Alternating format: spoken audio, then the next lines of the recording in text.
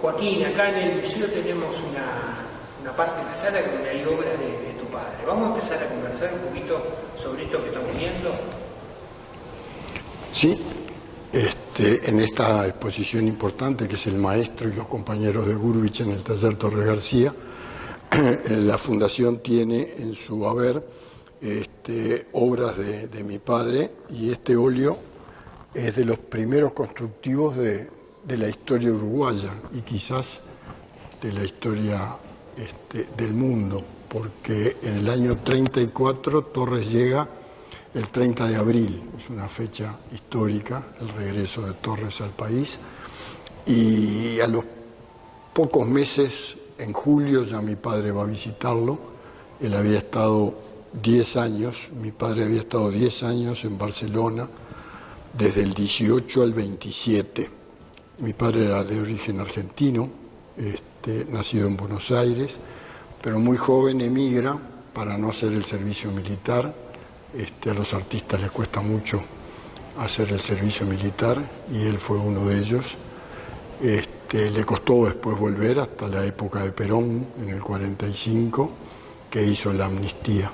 Todos los que no hacían el servicio no podían reingresar a la Argentina. Allí, en Barcelona, se instala con gente amiga que lo había informado. Estaba terminando la guerra, España había sido neutral en la Primera Guerra Mundial y allí se habían asilado mucha gente de Europa que huía de la guerra y participaba de la actividad cultural, tanto en Madrid como en Barcelona. Creo que ahí nace un poco el enfrentamiento, entre comillas, de Madrid con Barcelona en cuanto a la importancia de la ciudad. La intelectualidad europea se radicó tanto en Madrid como en Barcelona. Papá fue a Barcelona y va porque se va de la casa muy joven, 19, 20 años, sí, con 20 años recién cumplidos, a fines del 17, él había nacido en el 97 del siglo anterior. A fines de 1917 cumple 20, es citado para hacer porque era por sorteo, no todo el mundo tenía que ir, tenían que ir los que salían sorteados. Entonces te llegaba la convocatoria y tenías dos opciones, o presentarte o irte del país, porque si no te venían a buscar. Por lo tanto, se viene para Montevideo, está unos meses, carteándose, porque claro, las cartas en aquella época eran por barco y demoraban su tiempo, carteándose con amigos, tanto argentinos como españoles, y terminó de convencerse de que Barcelona era su destino. ¿Cuánto tiempo tuvo en Montevideo? Unos meses nada más, sí, 2, 3 meses. En febrero ya estaba viajando para Barcelona, del 18. Se fue sin fondo, sin jardín, sin fondo, sin nada. Era aquel dicho que había antiguamente, no sé si hoy se usa, una mano atrás y otra adelante. Era todo lo que tenía. Y amigos. Entonces habrá ido con su valija, siempre llevaba su valijita, dentro de otro bolso o de otra valija, llevaba su valijita de pintura, una cajita de madera, muy prolija como casi todos los pintores. Y desembarca en Barcelona, el viaje lo hace en barco. Tengo un manuscrito de él muy interesante, hecho en la década del 40 y poco, a los 20 años de haber subido al barco e irse a Barcelona. Es muy breve, está rodeado con gente que lo fue a despedir. Sube y ahí ya queda solo, escuchando el murmullo primero de la gente y después el ruido del motor, los motores del barco que se pone en marcha. Y ahí se larga al mundo y espera que sea de él, ¿no? El mundo, como todo joven veinteañero puede estar pensando. Y llega... ¿Tu padre cómo que era? Con los padres ya era huérfano. Sí, sí, tenemos eso familiarmente. Yo lo estoy cortando, ¿no? Pero toda gente que moría maduro. Los padres de él posiblemente eran mayores que lo que falleció mi padre. Mi padre falleció a los 54. Era bastante joven, aunque en esa época yo tenía 10. Y ya quedaba la familia, 3 mujeres mayores y otros tantos varones menores que las mujeres. Ellas se hicieron cargo de la casa, y según mi padre eran mandonas, como se decía en aquella época, ¿no? Pero había que apechugar con una familia de 6 personas, sin los padres y sin el ingreso que tenía. Creo que mi abuelo era comerciante de comestibles, o sea, nunca les había faltado nada. Pero el motivo principal fue no hacer el servicio militar.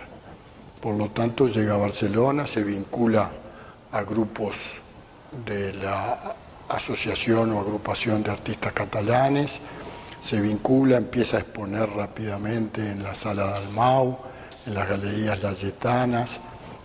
Él inicia su presencia ya trabajando en lo que le gustaba. Y a su vez hacía, para parar la olla, como es otro dicho también antiguo, hacía pintura de carteles y publicidad.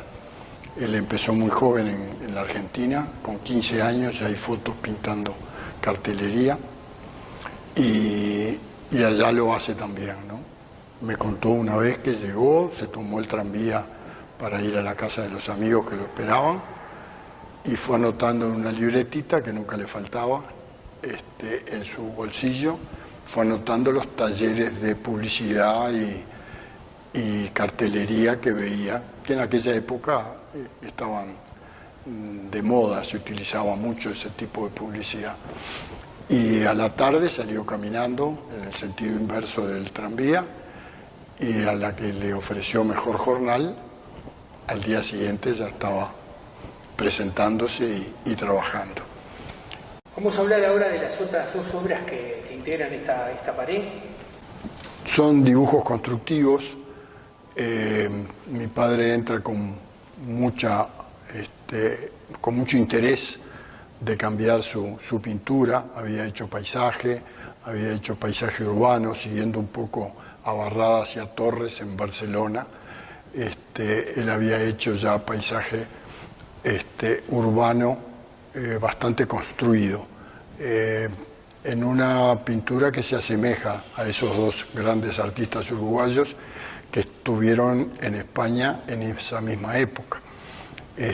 Conoce toda la obra de Torres allá, en catalán. Torres tenía publicaciones y libros escritos en ese idioma, y como estuvo 10 años, tuvo mucha oportunidad de ver la obra de Torres. No lo conoció personalmente a Torres, lo conoció acá en el 34, que lo fue a visitar. Le habrá contado su historia y su pasaje y su admiración por la escuela constructivista, y lo apoyó desde el primer momento. A principios del 35 se funda la Asociación de Arte Constructivo alrededor de Torres, y una serie de artistas ya con cierta experiencia se une a él. Carmelo de Arzado, una Amalia Nieto, una alumna que surgía muy joven en ese momento, en el 36, que fue Rosa Acle, magnífica artista y con muy buena producción en ese momento y asimilación de las enseñanzas de Torres. Estos 2 dibujos son trabajos iniciales dentro del constructivismo, con vehículos. En los 3 que estamos mostrando hay vehículos. En estos 2 dibujos tenés automóviles de la época, bueno, en uno está cargando combustible con el cartel de nafta, y el otro, el Gololio que estuvimos viendo de hace rato, tiene un ómnibus y un tranvía de aquella época con el fondo de la avenida 18 de Julio y el Palacio Salvo. Esa toma era una foto casi clásica, mirar el Palacio Salvo desde la esquina de Río Negro y 18, que supongo que era la posición, porque nos guiamos por el signo esa de interrogación que estaba sobre la avenida 18 de Julio mirando hacia el Palacio Salvo, en la acera de la derecha. No me acuerdo bien qué tipo de comercio era, creo que era una sastrería, no tiene mucha explicación de que sea un signo de interrogación el luminoso, pero bueno, era eso. A partir de allí, la Asociación de Arte Constructivo apoya todas las actividades de Torres, se empiezan a generar exposiciones colectivas con el maestro y tienen lugares logrados artísticamente antes de estar en el taller Torres García, que fue posterior. Tenían lugares en Amigos del Arte, en la Asociación de Arte Constructivo y también en los salones del Ateneo de Montevideo, no en lo que fue el sótano después del taller y que hoy es el Teatro Circular, ¿no? Todo ese grupo entraba y salía docenas de personas, ¿no? En esos años que fueron 7, del 35 al 41, 42, donde baja un poco el interés de los artistas, salvo mi padre y algún otro integrante de la asociación, continúan. Estaban los dos hijos del maestro, Horacio y Augusto, y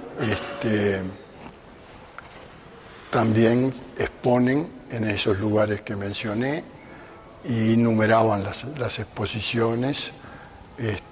Tienen prácticamente 11 o 12 como Asociación de Arte Constructivo. Y el taller nace en el 42 cuando Torres pretende dar por disuelta la actividad plástica, el pintar como Asociación de Arte Constructivo, pero la mantiene para encargarse de las publicaciones, las conferencias, todo eso que fue llevado a cabo en paralelo con Torres García como centro. Torres en ese periodo dio 500 conferencias, o sea, que después siguió, o sea, que debe haber dado 600, ¿no? Porque estamos hablando del 42, de ahí hasta el 49 sigue Torres.